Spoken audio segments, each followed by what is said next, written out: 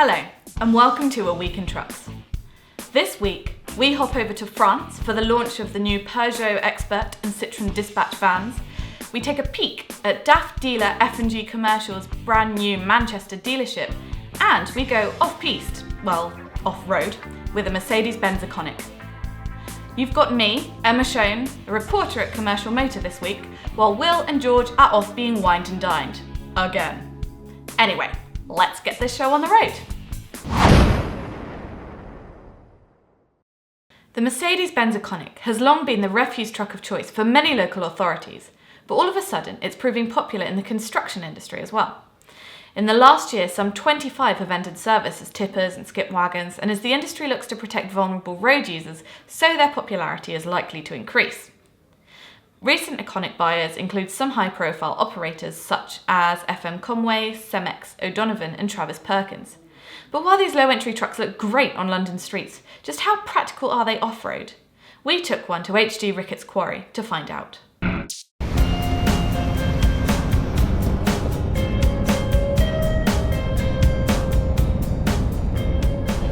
We've just driven 11 conventional 8x4 tippers around this off-road course, and they all performed really well. Now it's the turn of the Econic. Now I know this isn't its natural habitat. I'm not expecting it to be brilliant, but the question is, will it even make it around at all? Right, let's get in. Access isn't actually as good as you'd expect because this door doesn't open particularly wide, but Mercedes assures us it soon will. I think another 15 degrees. And besides, you can always get through the passenger door, which is your safer option because you're not walking straight into the traffic.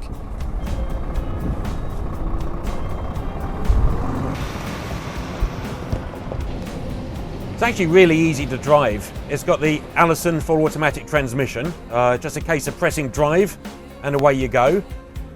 Mercedes do promise us that it will eventually have the power shift free transmission, which would be fantastic. But that said, the Allison isn't a bad box and it's good for refuse trucks, which of course most Econics are. To be honest, it's a bit like driving a bus. Actually, can you scrap that please? I don't want anyone knowing I've ever driven a bus. It's getting a bit rough now. I'm a bit nervous. I could stop and raise the suspension by 140mm, but I'm not going to risk it. I hope this doesn't backfire because I've got a feeling with this Thompson body and Epsilon crane, you're looking at 165 grand for one of these, and I really don't have that sort of money lying around. So fingers crossed I don't ground it. So far so good. It shouldn't come as a surprise to learn that it is actually quite good off-road. After all, these have been going into landfill for years. This really has been surprisingly good. I'm impressed. I know this truck's natural environment is London streets, but if you do need to take it off-road, it does the job. Right, extreme off-roading, maybe not, but then you wouldn't buy one of these for that, would you? Just like you wouldn't buy a Ferrari to pull a horse box. Well, I have to admit, I quite like the Econic, and I really wasn't expecting to. But at the end of the day, I would far sooner have one of these. Now I've got a sneaking suspicion I'm not alone. I reckon there's tipper drivers out there who'd sooner castrate themselves with rusty barbed wire than drive an Econic, which is a shame because I think this truck does have a future in this industry. Mainline Haulage was founded in 1974 by company chairman Ron Aiken. Since then, he's grown the business's transport operation from just a single Ford Transit to a fleet of more than 40 vehicles. We went to Willenhall in the West Midlands to have a look around. DAF operator Mainline Haulage has more than 100,000 square foot of warehouse space at its 12-acre site in Willenhall and still has room to spare for future expansion. So much spare land, in fact, that when we visited, it was home to 400 new Ford cars.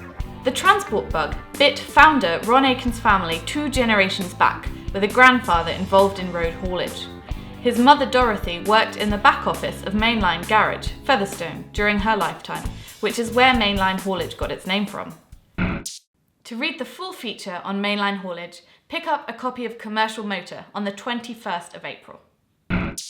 Last month, Commercial Motor's technical editor Colin Barnett donned his beret and headed across the channel for the launch of the 3rd generation of Peugeot Citroën's highly successful van partnership. The new Peugeot Expert and Citroën Dispatch models were launched at a special event at the motoring giant's joint manufacturing plant in northern France. Almost all of the versions are less than 2 metres high, so can easily get into most car parks.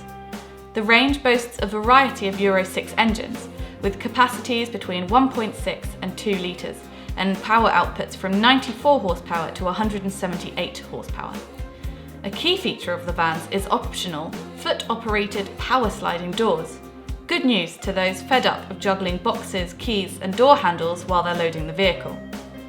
Right-hand drive models of the vans will be on display at their global public unveiling at the CV show later this month, where PSA will also reveal more details about the UK specifications. Toyota will be launching the second generation of its PSA-built Pro Ace at the show too, so it's definitely not one to be missed.